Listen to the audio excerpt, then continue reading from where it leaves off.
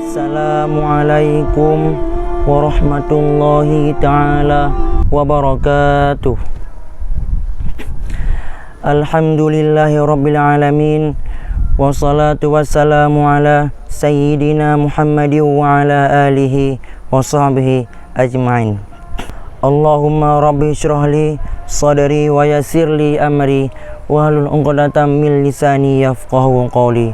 Sadaqallahul azim. Kaum muslimin, pendengar Islamic Corner yang dimuliakan Allah Subhanahu wa taala. Di dalam ayat suci Al-Qur'an, Allah Subhanahu wa taala berfirman, yang tepatnya pada surah Al-Baqarah ayat 185 yang berbunyi, A'udzubillahi minasyaitonirrajim.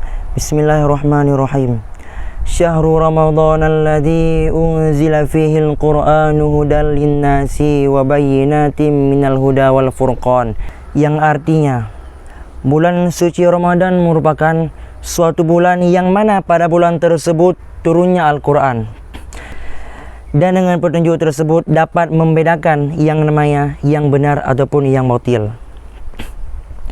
Kaum muslimin Islamic Corner yang dimuliakan Allah Subhanahu wa taala, sepantasnya kita sebagai ahli sunnah wal jamaah untuk memperbanyakkan ataupun memperkekalkan yang namanya qiraatul Quran, sebagaimana hadis Rasulullah SAW, in aratu ma'asya suhada'i wa mauta syuhada'i wan najata yawmal hasyri wa dhilla yawmal hari wal huda minal dhalalati fa'adimu qiraatul Qur'ani fa innahu kalamur rahmani wa hisnun minasyaitani wa rijsun fil mizani. Kaum muslimin yang dirahmati Allah Subhanahu wa taala, apa kata Nabi? In aratu ma'asya suhada'i, apabila kita semua mengkehendaki yang bahasanya hidup kita ini sama seperti orang yang berbahagia. Wa mauta syuhada'i, kemudian kita semua mengkehendaki yang bahasanya di ketika meninggal sama seperti orang-orang yang meninggal secara syahid. Wan najata yaumal hasyri, kemudian kita pula menginginkan yang bahasanya kita ini diberikan sebuah keselamatan di ketika hari perbangkitan. Walillah yaumal hari, kemudian kita pula menginginkan yang bahasanya diberikan sebuah pertolongan di ketika kita semua dalam keadaan yang sangat panas kelak. Wal huda minal dhalalati, kemudian kita pula menginginkan yang bahasanya kita ini diberikan sebuah hidayah kepada kita semua di ketika kita dalam keadaan yang sesat. Apakah solusinya? Solusi daripada pembahasan yang tadi yaitu fa'adimu qiraatul Qur'ani, dengan cara memperbanyakkan ataupun memperkekalkan yang namanya membaca Al-Quran. Fa innahu kalamur rahmani, karena Al-Quran ini merupakan suatu kalam Allah Subhanahu wa taala yang Maha Pengasih. Wa hisnun minasyaitani, dengan Quran tersebut dapat membentengi jiwa kita semua daripada syaitan-syaitan. Wa rijsun fil mizani, dan dengan Al-Quran tersebut dapat memberatkan timbangan-timbangan amalan kita semua di akhirat. Amin ya rabbal alamin.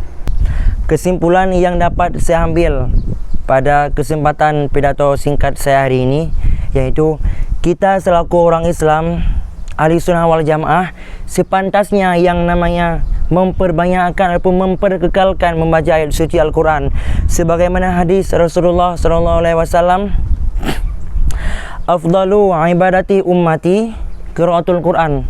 Apa kata Nabi, wahai kaum muslimin yang dirahmati Allah Subhanahu wa taala? Sebaik-baik yang namanya ibadah umatku, kata Nabi, yaitu dengan cara bersering-seringlah ataupun berkekallah yang namanya membaca Al-Quran.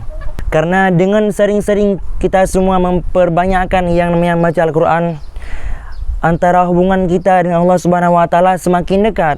Sebagaimana hadis Rasulullah SAW, innallaha thayyib la yaqbalu illa thayyiba, bahwa Allah Subhanahu wa taala yaitu thayyib, maha baik, maka di ketika itu la yaqbalu illa thayyiba, Allah Subhanahu wa taala tidak menerima terkecuali yang baik-baik. Maka sepantasnya kita sebagai orang Islam ahli sunnah wal jamaah memperbanyakkan ataupun memperkekalkan yang namanya membaca ayat suci Al-Quran, karena dengan sesuatu yang dapat kita baca tersebut dapat membentengi jiwa kita daripada kesesatan ataupun daripada segala syaitan. Cukup sekian pidato singkat saya pada hari yang berbahagia ini. Dukung kami dengan cara subscribe channel ini, like dan share ke teman kaum muslimin lainnya. Cukup sekian, akhirul kalam. Assalamualaikum warahmatullahi wabarakatuh.